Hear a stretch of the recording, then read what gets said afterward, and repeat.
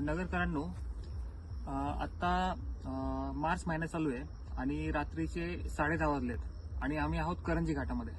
आमच्या हातात हे मशीन बघताय, हे वनवा विजवाचं मशीन आहे. माझ्याबरोबर पवार बंधू आहेत आणि संदीप राठोड सर आहेत. तर आम्ही चौघांनी मिळून आणि फॉरेस्ट डिपार्टमेंटचे 2 जण यांनी मिळून हा करंजी घाटातला वनवा विजवला आहे. या सीझनचा हा जवळपास 11वा वनवा आहे जो आम्ही आपल्या या टीमने विजवला आहे. मित्रांनो, ही वनव्याची ही जी दहाकता आहे तर ही दिवसेंदिवस वर्षानुवर्ष वाढत चालली आहे आणि याच्यावर आपल्या सर्वसामान्य जनतेने मिळून काहीतरी पुढे येऊन प्रयत्न करणं गरजेचं आहे. वनवा विजवणं आपल्याला वाटतं तेवढं अवघड नाहीये. सर्वसामान्य व्यक्ती देखील थोडं ट्रेनिंग घेतल्यानंतर वनवा विजवू शकतो.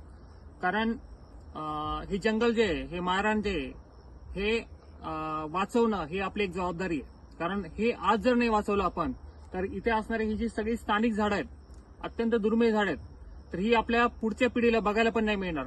आता हा वनवा विजवत असताना शेकडो पक्षी आम्हाला दिसले. एक कोल्हा या वनव्यामध्ये मेलेला दिसला.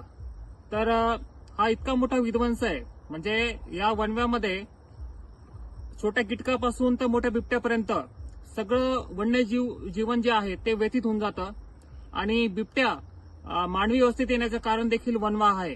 त्यामुळं प्रत्येक नागरिकांना विनंती आहे, जे पण येता जाता वनवा बघतात तर ते वनवा विजवण्यासाठी तुम्ही प्रयत्न केले पाहिजेत. वनवा कसा विजवायचा याचं तुम्हाला जर ट्रेनिंग पाहिजे असेल तर खाली जो नंबर दिसतोय त्या नंबरवर तुम्ही संपर्क करा. आमची टीम तुम्हाला वनवा कसा विजवायचा त्याचं ट्रेनिंग देईल. वनवा विजवणं खरंच खूप सोपं आहे, परंतु संघटित जर प्रयत्न असतील तर खूप चांगल्या पद्धतीने आणि खूप सारं जंगल आपण वाचवू शकतो.